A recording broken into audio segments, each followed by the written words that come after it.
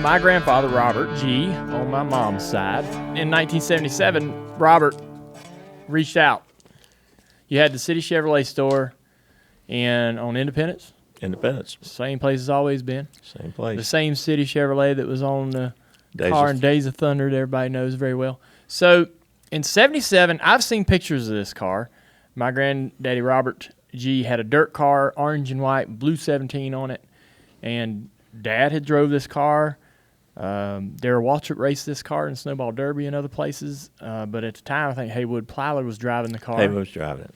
Around Metrolina and different racetracks.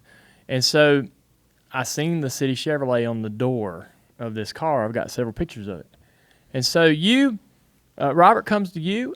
Where you go down to the dealership or something and show up in your office or what? Well, there was a guy that we both knew, C.N. Taylor, and he called me and he said, Robert wants to see you.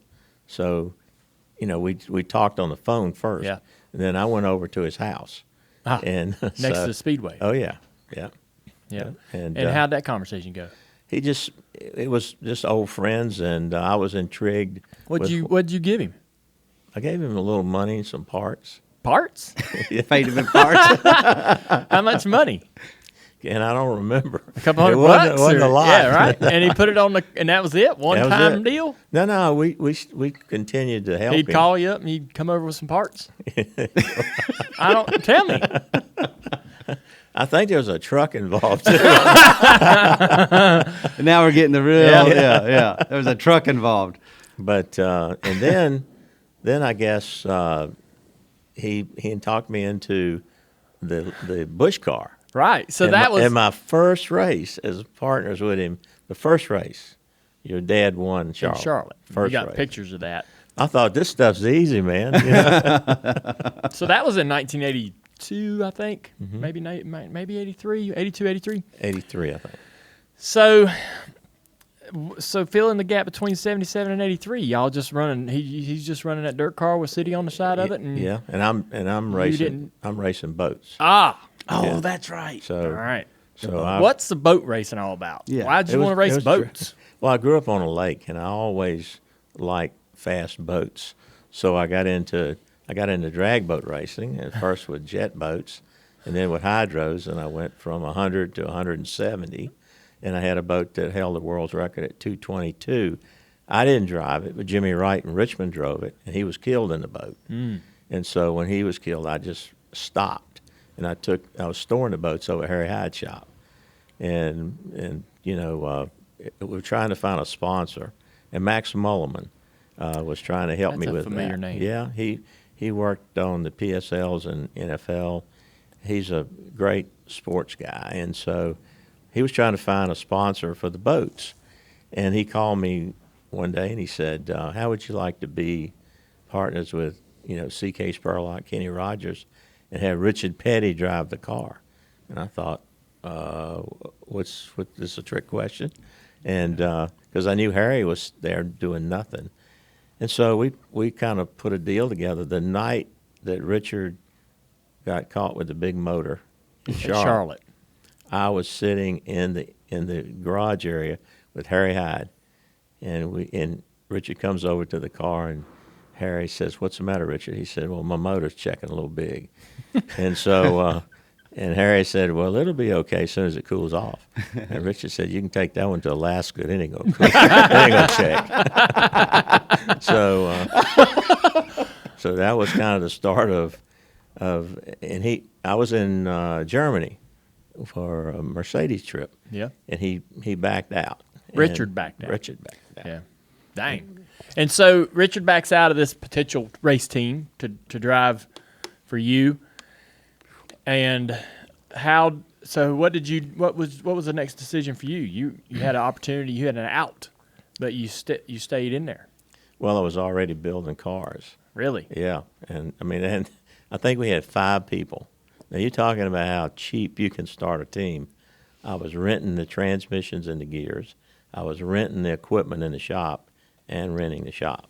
Man. So I started with not a lot, but I thought that we will have STP with Richard. So we were too far along to turn back. To I heard a story. All right, so there's a picture of You and Dad standing in the garage Yep. at Charlotte Murray Speedway. Dad's in this plain blue uniform. Wrangler. But it doesn't have Wrangler on it. It's just blue. Okay. But it would have probably been a Wrangler uniform. I don't know why it didn't have anything on it. But you're standing there with him. And he was testing your Cup car. Yeah. So how did that happen? You call him up and say, hey, I got a Cup car, I need some laps. Yeah. And drive it? I knew him through Robert. All right. Okay. Yeah, because he drove your sportsman car, won the race. Yeah. So when he wins a sportsman race, you're like, hey, man, what's your deal? You got a deal? No. How did you get him over? Because he's kind of in between rides, not sure exactly what he's going to do. Yeah. He isn't with Richard Childress back. He's not back with Childress yet in '84. So what is he testing your car for? Well, we just asked him to come over and shake the car down, and so we started talking. And of course, I wanted him to drive the car, and but it's a startup team. Yeah. No history, no nothing. Right. But at least we had a relationship. Sure. And if you see the picture, he drove the car, then I drove the car in a suit with a white shirt and his helmet. Really? Yeah, I've got pictures of that too. I need those pictures. Okay, I'll get them. That I've not seen that one. Okay. So you got in the car and drove it. Yeah. How fast were you? A little bit faster than your dad. Bull crap. That's the way the story goes, right? That's it. Yeah. Golly. I'm gonna stick with it too. So you were trying to recruit him. I mean, there's no doubt about that. Oh, Like, yeah. You didn't. What would you say your chances were at that? Like Zero. zero. But But you were going to try. But you I'm a weren't gonna car go- salesman. I mean, I've got to try, right? Yeah. I love that about you. There's been deals that you've made over the years, and even as recently, I remember when I was on the phone with you when Dale was out with concussion, and you called and said that Jeff Gordon was going to replace him for a few races, and I'm like, "How did you do that?" And Mr. H says, "Because I'm a hell of a car salesman." Yeah. That's true, though. But So- yeah, go ahead. All right. So I heard a rumor that you reached out to. So in the beginnings of your Cup team, when you're trying to build it and get guys, I heard that you'd reached out to Larry Pearson and David Pearson shut it down. Did you ever reach out to Larry to drive your car? I didn't. Maybe Yeah. Harry did, but I didn't. Gotcha. No. What other drivers have you tried to hire or wanted to hire? What kind of deals maybe that we don't know about that almost came together? Or No. Well, I've got to think now. Yeah. We're talking to Tim Richmond, and he didn't want to go. He put it off, giving me an answer, and then I hired Bodine. so you were talking to Tim first, I was talking to Tim, Yeah. first. and he wouldn't commit. He wouldn't commit. He What was. What was he doing? I don't even remember. He was probably with the With Raymond, I Max. think. Yeah. Yep. So the way it happened is I said, Tim, I've got to have an answer. So Bodine came in, and he was sitting in my office, and I said, well, it was like 10 o'clock, and I said, I can't do anything because Tim's got a contract in his hand, and I've given him till 3 o'clock.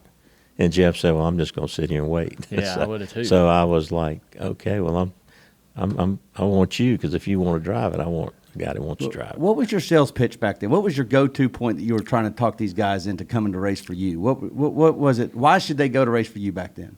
I don't really know, other than I told them I was committed, and I grew up racing modifieds with my dad and Ray Hendrick, and working on cars. I was in drag racing, and not many drag racing guys have gotten into Cup racing, done very well.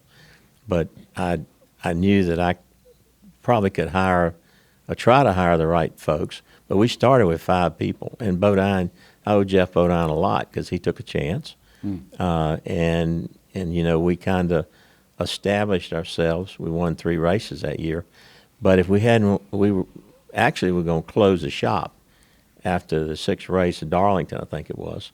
We wrecked, and I said, Harry, I can't go any further. Don't have a sponsor, and I can't put my businesses in jeopardy. And so let's run one more race. And as Harry said, Bodine's good at Martinsville. He went up there and won the race. What was the sponsor on the car? Northwestern. Northwest Security Life. What is that? That's an insurance company. Oh, I did business with them in the automobile business. Yeah.